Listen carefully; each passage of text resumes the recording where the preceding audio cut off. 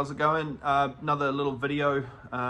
This is more of a catch-up video. There was a bunch of stuff after the last one where I missed a whole bunch of stuff. I can't even remember what was in the last video, to be honest. Rough timeline was after the last video, finish fitting up the wide body, and then obviously we missed that track day, got the sequential in, got that all working, which is cool, and then we also did some upgrades on the fuel system. Just we did a fresh Dash 6 feed line, a new pump, AN fittings to the rail, new Turbo Smart fuel pressure reg, some 1170 Expert injectors, which I don't know, seem to be my go-to, which is they're about the perfect size for the power level for this car, and yeah, just got everything up to spec for E85. Did the Speedflow cleanable filter that was in the S13, so I've got that in the back. I'll show you in a second. And yeah, had a fresh tune-up.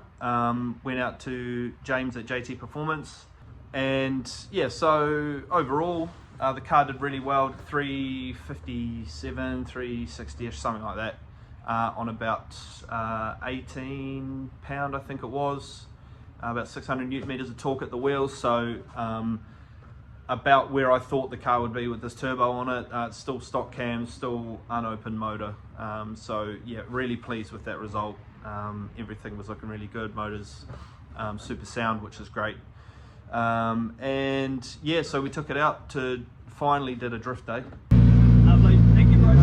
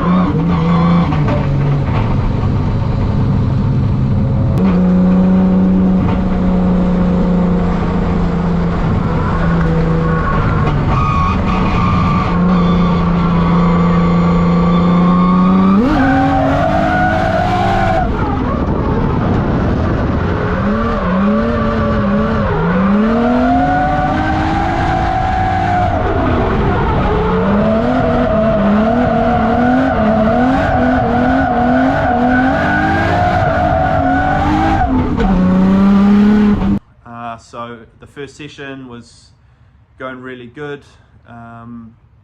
Yeah, car felt great, really positive. Slippery, like these tires aren't really that great. I've got the Zek Nova Super Sports on the back, and yeah, they're just a slippery tire, but they lasted all day. So the goal for me was just to get more laps in one day than I have in the last 2 years. Chucked the reverse knuckle in as well out of the old Mark II cam. Flicked those back to me because he's got Hayman stuff in the Mark II now. And did a 50mm LCA with the help from Colin, Rolling Addiction Colin. Cheers for that, mate. And yeah, just did a quick tape measure alignment in the garage. I haven't changed anything else in the car. alignment wise. It's still running a fair bit of negative camber in the back, but yeah, just wanted to get out and drive, and yeah, overall really successful day. I had to pull the gearbox out. Clutch. Pardon? Clutch. Clutch? Slipping. So pedals on the floor. Oh. But it worked for the first part? Yeah. Yeah, worked all good. Then the release bearing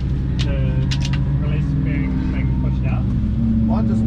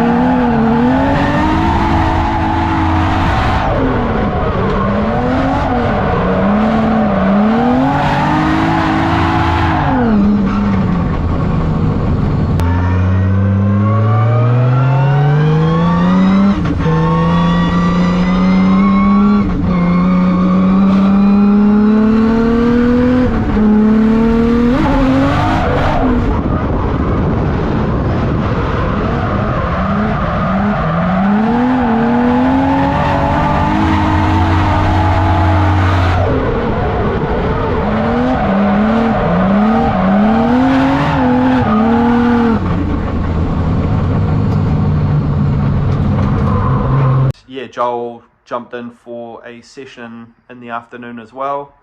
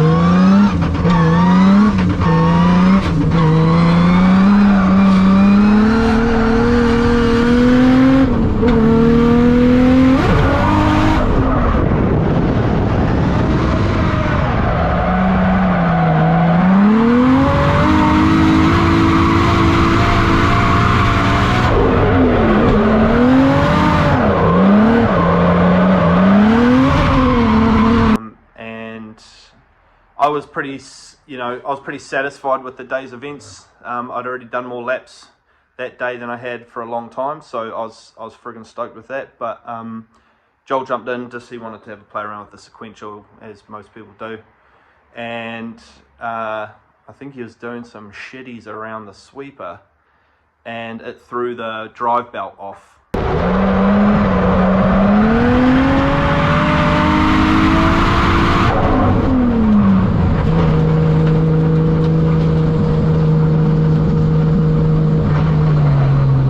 The drive belt was an issue on the dyno, so it had stretched a bit. We actually think as well that it was slipping on the power steering pulley, because the power steering was quite heavy, and kind of tore the belt up pretty badly. Got pretty hot, sort of pissed a lot of water out and stuff like that. The rest of the belt, it was probably 3 ribs of a 6 rib belt were still left in the engine bay, so we managed to get the drive belt back on so I could at least get the car in the trailer. I wasn't going to risk it running the car like that.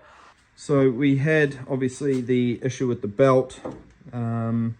So what I've actually got, it's a pretty common issue with, sort of JZs around that sort of 500 horsepower mark.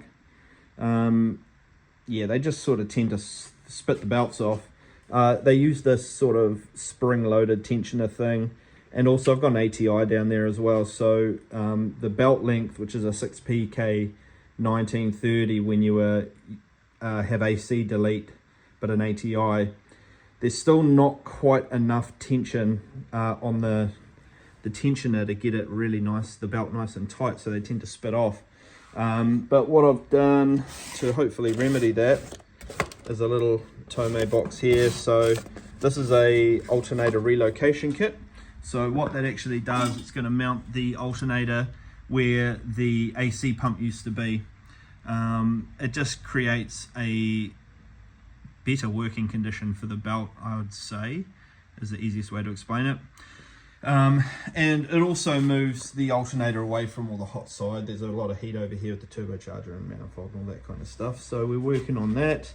I had this weird oil leak thing, which I actually think was this China sandwich block. I think it was this, when it was getting warm, it was just spitting oil out the O-ring. where it butts in. So to remedy that, we have some Tark stuff. So doing a remote oil filter, because once the alternator is down here, it becomes really difficult accessing the oil filter. Sort of makes everything real chocker in there with space. So I'll do a little filter mount probably up in here where that spanner is. And oil temps were getting a little high, so it's only got this little baby oil cooler on it. So I've got another one over there from Phoenix, which we'll chuck in. What else? Oh, I've actually wrapped the car. And yes, it is matte black, and yes, I don't give a shit what anyone thinks about that. I changed my mind too much on colours, and every time I've painted a car, I've ended up hating it. I've still got the rear bumper to do, front bumper to do, but we have some plans to do some sort of graphics on it as well, which me and Ash will get into when he gets back from England. But yeah, actually got some like decent 3M wrap and wrapped it. We're also going to do like a jazzy thing on the hood. But yeah, I think it looks pretty skacks with the gloss black wheels. Obviously the Origin fiberglass leaves a lot to be desired, but I think for a drift car it looks fine. Pretty happy with how it's coming out. Oh, and in the back here is what we've done with the filter. So just wait the Speedflow filter in off the OEM fuel tank cradle. So it just runs to that. You see the fuel filter on these is just underneath in front of the wheel. So this just makes servicing a little bit easier. Just get at it through there. But yeah, overall we've got a few bits to sort out. There's another Drift Force coming up in a few weeks. No, 2 weeks. So trying to get all these bits and bobs done before that. What else? Oh, I picked up some DG5s, but they're 110 DG5s, so the rear top hat is wrong. So that's the top hat for a 110. It's like a like an offset 3-post thingy with quite a small PCD, and that's a 100 one there. So you can sort of see the difference. It's quite different. So I got these blow-in coilovers off Nick T-Boone, which he had floating around. Really nice JRCs. It would be sick if I could find some replacement shocks for these, but I'm just going to modify these top hats to fit the DG5s. These were a 22k front, 14k rear. So I'll take the 6s that are in the back of this thing at the moment. I've got a 6kg Swift in there on the BCs. So I'll whip those off, chuck them on here, so we'll have a 22k front, 6k rear. And yeah, hopefully these are good. They're pretty old, had to do a bush replacement as well, so I'm just sort of halfway through that. They're pretty flogged out, but the shocks feel good and there's no leaks, so should be alright. And then another little project is just building up a new subframe. So this is out of a GX100. So we just got the Serial 9 bush thing. I've also got like a GP Sports reinforcing kit, because these have some weak points in it, these subframes, but we'll build this up. The subframe in this car looks as though it has had a few repairs over time, which is pretty normal for these, but I'm probably not going to get under there, to be honest. Yeah, so I just sort of preempting possible issues, but yeah, looking pretty sweet. The ideas I have in my head for the livery, I think this car should look pretty sweet, so yeah, keep an eye out. We will see you at the racetrack.